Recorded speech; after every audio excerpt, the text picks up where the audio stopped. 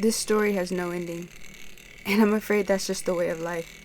You don't remember how the journey began, and there's no way in justifying where you are now. Where is this going? Azazel stands in an open field, deep in thought. The peak of the sunrise that is unearthing behind the mountains reveals the heavy sweat dripping from his brow. This fatigue no longer bothered him, for he was now entranced by his view. Now, way back at the start of the field stood a man called Saint. Saint was a stout, short man with a god complex of his own. There he paced under a tree, displeased with the work of his employee. What on earth is he doing? He has one job, and yet he spends his time daydreaming. What should we do about him? Now, looking up to the sky, he waits for his answer. Now he admires the response of his gods. Saint whistles for Azazel's attention, and Azazel comes running over. What do you think you're doing? Azazel stands confused and out of breath. I was just watching the sunrise. Is that what we brought you out here to do? Halted by the sound of thunder, Saint tries his best to cool down. I'm gonna leave now. I'll be back before sundown. This has to be finished by then. Azazel felt it rather dramatic for his boss to interrupt him in a moment of rest. Has the progress that's been made not enough? He had no doubt that he would finish at the right time. He just wanted to take a moment for himself. How unfair it is that Saint and this god see him as nothing but a slave. Azazel reaches the base of his sight and picks his shovel back up. With this uneasy discussion pent up in his mind, he got back to work and shoveled more aggressively. With each hit to the ground and yanking of his shovel, he didn't notice the wear he was putting into the ground. Now as the mud started to build up, he kept going, digging a hole so deep that he was practically in the ground. Now he can't see what he's digging into, but he keeps at it, taking out his anger on the ground. Then lightning strikes all over the field. Still, he doesn't notice. That is until the lightning strikes right down in front of him, breaking through the ground and causing the earth to crack. Tucked behind the back of a trash can, Azazel lays almost glued to the ground. What on earth just happened? How was he able to fall through the ground and land in another world? He can hear voices coming from in front of the trash can. He must be well hidden for them not to notice him. Maybe soon they'll walk away and he can find his way back home. Until then, he tries his best to lay completely still. Wait, did you hear that? I heard something. Now looking up at the sky, there was no evidence of Azazel's fall. Still, the weird sound irked these two men. Okay, I thought I heard something. Where was I? You were saying we should start with a prayer. Yes, but who do we bow our heads to now? God seems so distant. We should lend our praises to Adam, because at least Adam shows us love. But is Adam more powerful than God? Would we be exchanging our love of God for an angel? Look around, kid. Adam has given us so much more than God ever did.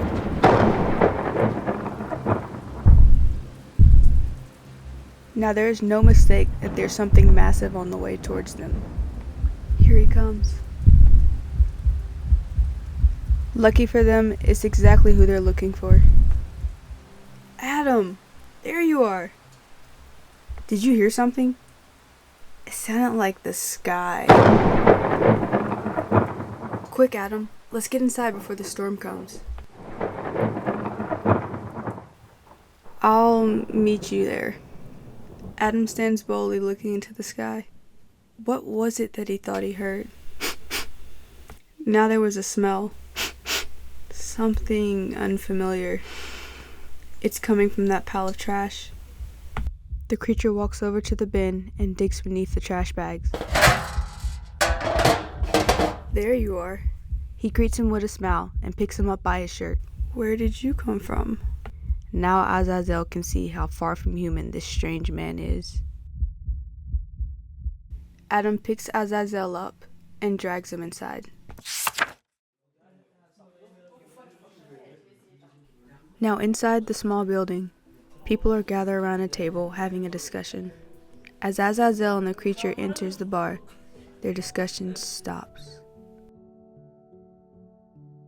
They seem to be nervous by their new guest. Azazel takes in the room.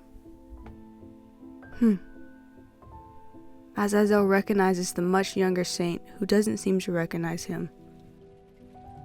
Before he can even react, Azazel is directed to a seat sitting right beside Adam. Well, what is this meeting about? I haven't got all day. Saint looks around the table as if to speak for his people. Adam, we have a proposition to make. Since your last visit, we've had less deaths and more crops because of the gifts you bring. Our village has grown, and we have you to thank for that. We don't know where we would be if you didn't crash land on our island years ago. Well, praise God for that. Well, that's what we've been wanting to talk to you about. What do you mean? Well, our God, I'm afraid he's dead. What? Adam stares at the group in disbelief. You can't just not believe in God anymore. And we see that now. Society moves more efficiently when we live with a purpose. Without a meaning to life, we're lost. We once were a peaceful community. When we found out our God died, we were lost. Mayhem broke out, and those people had to be punished. The room nods their heads in agreement. I don't want to be the bad guy. Killing people to make an example shouldn't be our way of living. There has to be a better way to lead this village back to its simplicity. Okay, and what are you suggesting? What if we created a bad guy? And what if we created a good guy? What if we created a new God? The room sits in silence. Saint stands up, holding a journal in his right hand. Adam, you've taught us so much, and you mean so much more. The people of this village need a model to look up to, someone good and pure, and if they stray away from him, they need something to fear. Saint puts his journal on the table in front of Adam. In the journal are scribbles of words and sketches of men. What do you think?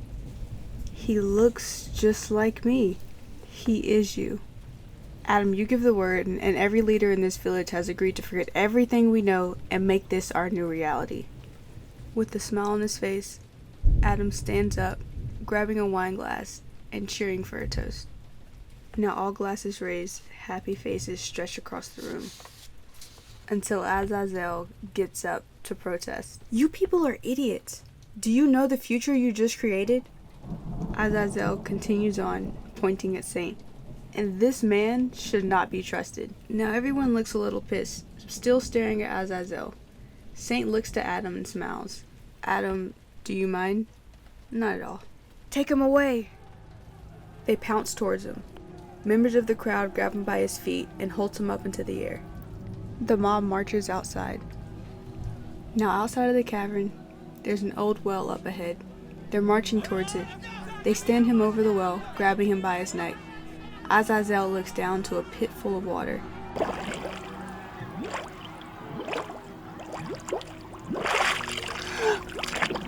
They're drowning him. It takes about 4 men to hold his head underwater. He tries to fight them, but there's no hope left.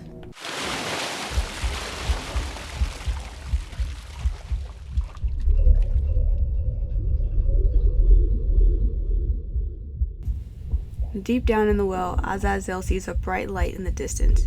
He finds it easy to break free and swim down towards the light.